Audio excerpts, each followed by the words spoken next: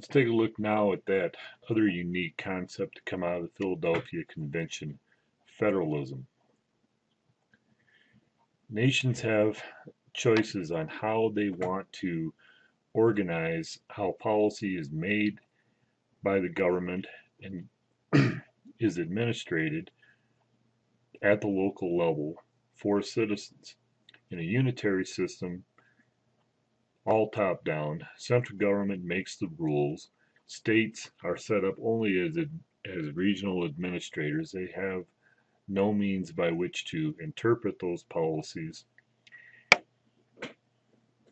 Citizens then can look at everything coming down, laws and procedures from the national level. Examples are Great Britain, France, Italy. Indeed, most democratic nations in Europe are unitary in nature. Under a federal system, such as in the United States, Canada, India, and Germany, the Constitution sets up that the government has powers to make laws that directly affect citizens, but so also do the states, or sometimes known as regional governments, that also have within their state constitutions and their state legislative bodies to also make laws. Power is divided between the central government and the state or local governments. Both must agree to constitutional change. This whole system was meant to be a check by the state governments on the powers of the national government and vice versa. Under a confederation, states are independent, sovereign, who grant very limited powers to a central government, possibly only to have a postal service, never the power to tax. And the states make laws for its citizens and control the central government. Examples were Articles of Confederation during the American Revolution and 1789, Confederate States of America, but notice that Confederate States don't exist today. They simply are too weak. Under a governmental structure, the question becomes, is federalism good or bad? In definition, political system with local government units, in addition to a national one that can make final decisions. The states usually have the power for police, secure property for its citizens, the power to make rules for schools and curriculums, and how to use land within the states. There's a special protection of subnational governments in a federal system as a result of the Constitution of the country. The habits and preference and disposition of the citizen, distribution of political power. All this comes down to in the United States is that United States citizens did not trust a central government and therefore created the state governments to be a check on the power of the national government.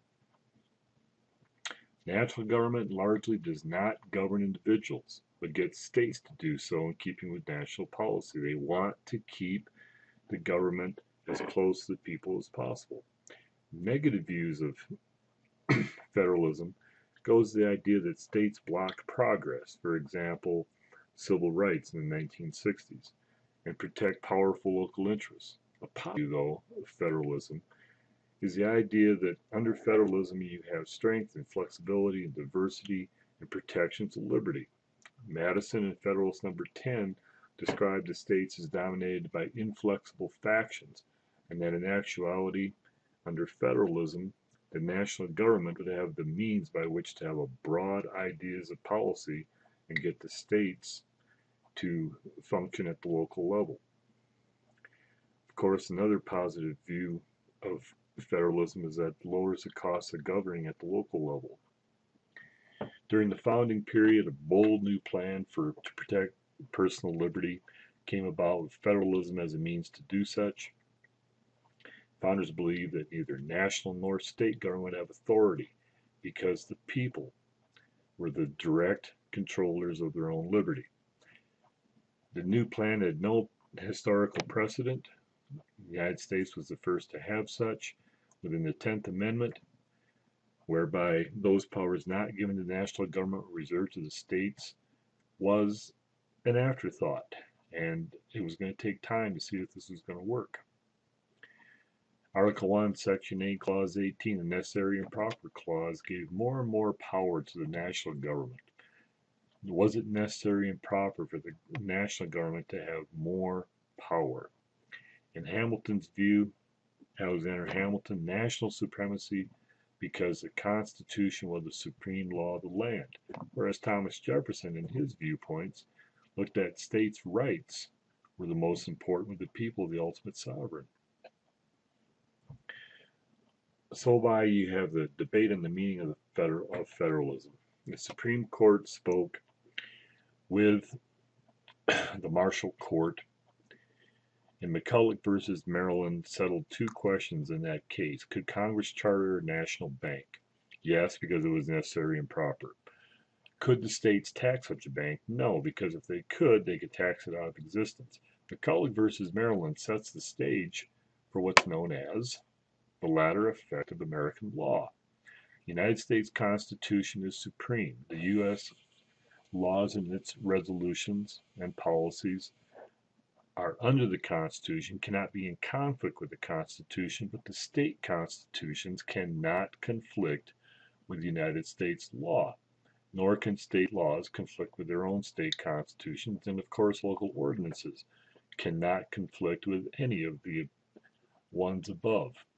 The whole point is that the United States Constitution is supreme, state constitutions and state laws are subordinate. Later battles took place as the federal government looked at, could also not tax a state bank. You had the point about the nullification doctrine. Did the states have a right to nullify a federal law? And that, of course, is going to end up fight a civil war over that idea. Under dual federalism, also known as what's called layer cake federalism, both national and state governments are supreme in their own spheres. They have their own laws they can make. Hence, interstate versus intrastate commerce as an example. States are supreme in intrastate commerce. Interstate commerce is the purview of the national government. State sovereignty has always been a question under dual federalism. It's a mistake to think that dual federalism is entirely dead. There are some things, for example, marriage, divorce laws, that are within the sphere of influence of the states. Supreme Court has limited congressional use of the Commerce Clause for interstate commerce. Supreme Court has given new life to the 10th Amendment, telling the national government that it's overstepped its bounds in some cases. Not all Supreme Court decisions support greater state sovereignty, and it looks like that's really where the courts are going. New debate resurrects the notion of state police powers. Can the states have their own control?